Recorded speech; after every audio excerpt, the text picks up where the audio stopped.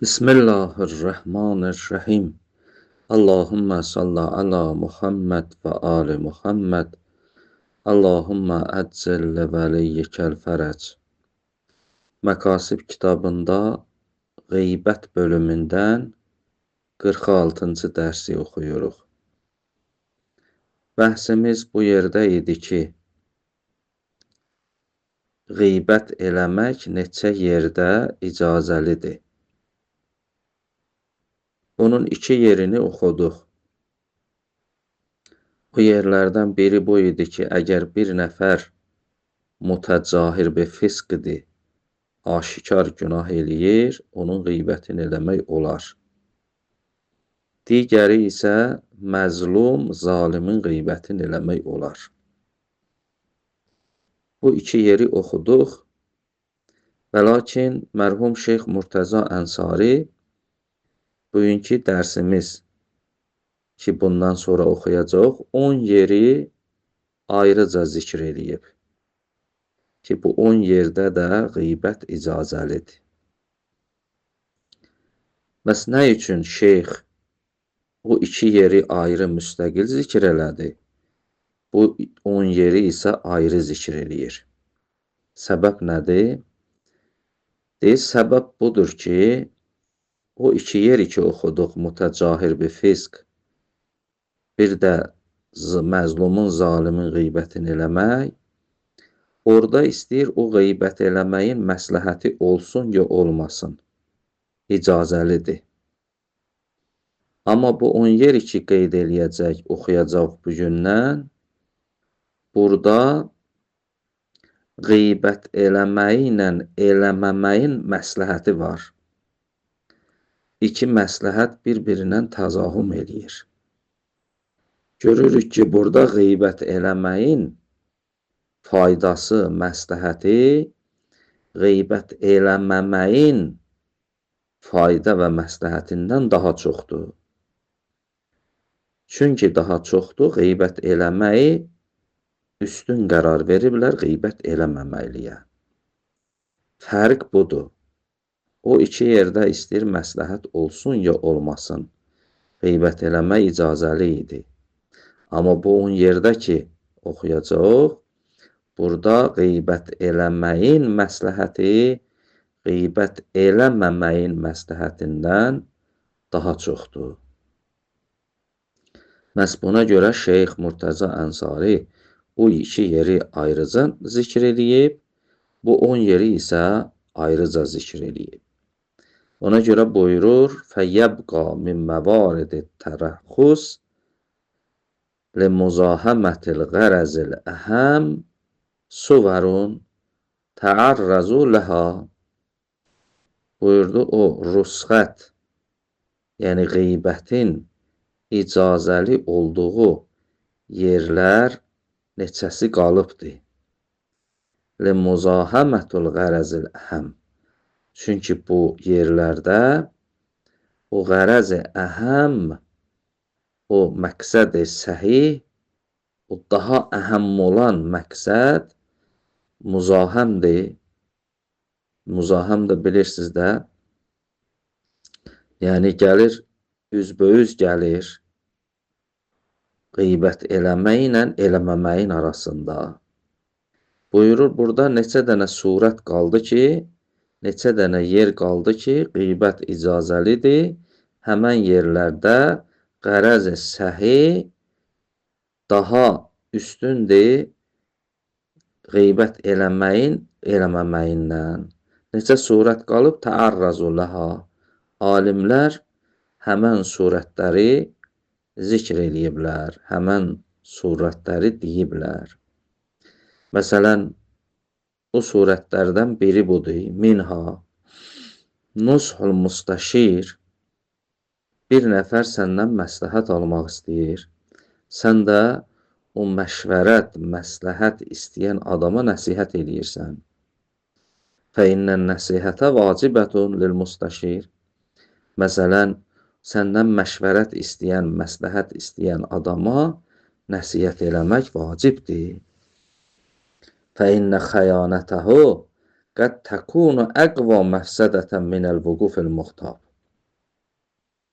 Bəzən belə olacaq, səndən məsləhət istəyən, məşvərət istəyən adama xəyanət eləməkliyin fəsadı qeybət eləməyin fəsadından daha çox, yəni qeybət eləməməyin fəsadından daha çox olacaq. Yəni bir nəfər ki, səndən məsləhət istədi, sən əgər o məsləhəti ona verməsən, o məşvərəti ona verməsən, xəyanət eləsən, o qeybətə düşəcəkdin ki, nə fəsadı olacaq, bunun fəsadı ondan çox olacaq. Misalın, məsələn də, misal da vurur, bir nəfər istəyir ki, məsələn, evlənsin, səndən məsləhət istəyir, sən də orada məsləhəti düzgün verməsən, ona düzgün yol göstərməsən, bunun məfsədəsi o qeybət eləməyin məfsədədindən daha çox olar. Ona görə də vacibdir ki, orada düzgün yol göstərəsən. Və kəzalikən nus min qeyri istişarətin və həmçinin buyurur, nəsihət eləyə bilərsən bir nəfərə ki, heç səndən məsləhət almır, səndən məşvərət eləmir. Məsələn, misalı vurur. فَإِنَّ مَنْ أَرَادَ تَزَوُّجَ إِمْرَأَةٍ Bir nəfərdir, məsələn, iradəsi budur ki, filan qadınla evlənsin. Və əntə tə'ləm bi qəbaiha və sən də o xanımın qəbahətlərini bilirsən, pisliklərini bilirsən. Əlləti tucibu vuqu'ur rəcul min əcliha fil ğeybə vəl fəsa.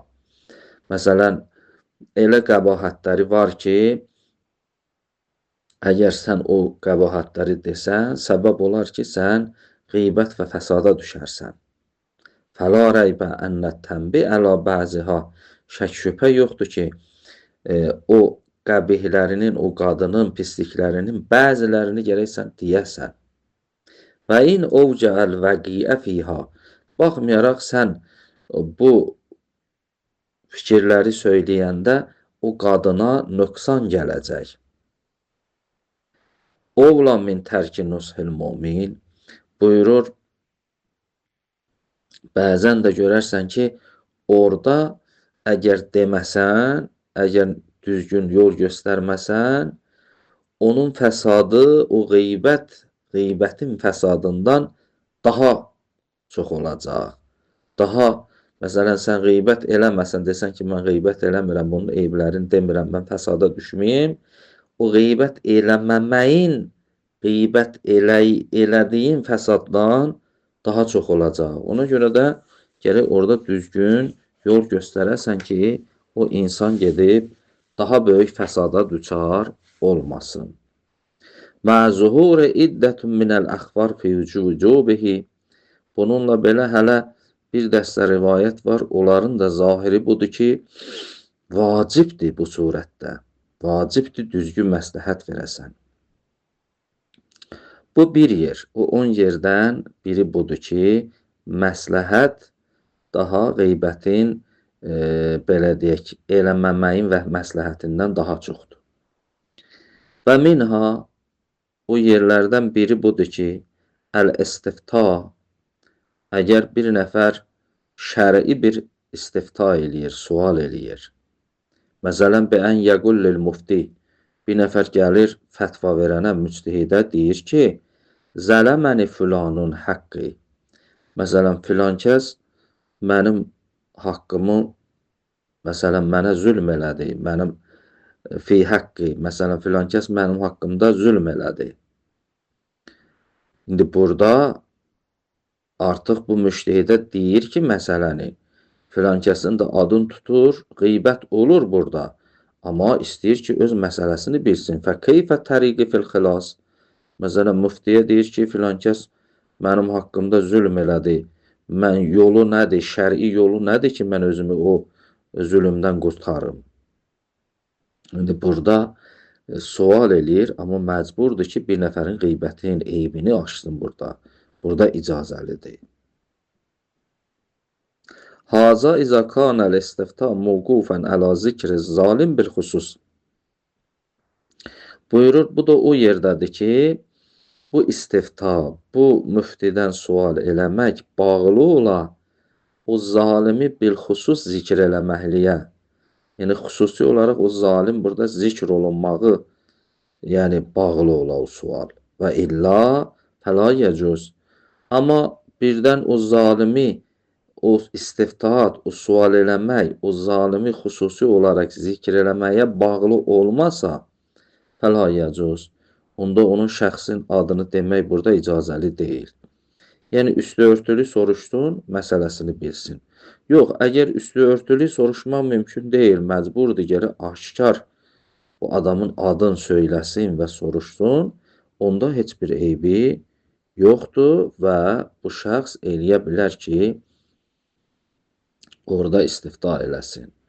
Və yumkinul istidlal əleyhi və deyir, mümkündür bizim bu dediyimizə bir istidlal eləyək ki, bi hekayəti Hind zovcətu Əbu Süfyan.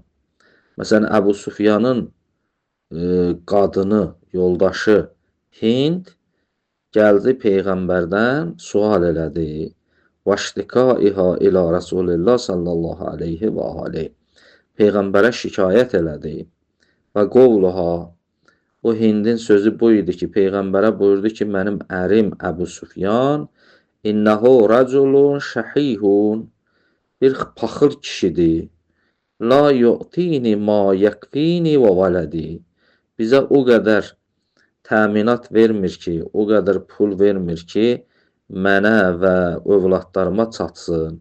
Yəni, paxıl kişidir, evdə, ailədə o qədər pul, o qədər yemək vermir ki, mən və övladlarım ona kifayətlənsin. Məsələn, bu Əbu Süfyanın eybini açdı, Əbu Süfyanın qeybətini elədi, amma Peyğəmbər onun qabağını almadı. Fələm yaruddu sallallahu aleyhi və aleyh əleyha qeybətə Əbu Süfyan. Əbu Süfyanın qeybətinin qabağını almadı. Həzrət demədi ki, sən qeybət eləmə, sən o müsəlmanın qeybətini eləmə. Belə söz demədi. Deməli, demədisə, Peyğəmbər təqrir elədi. Onun sözünü orada neynədi? Belə deyək, möhür vurdu, qəbul elədi. Belə olduğu təqdirdə məsum ki, bir şəxsin işini təqrir eləsə, deməli, icazəlidir.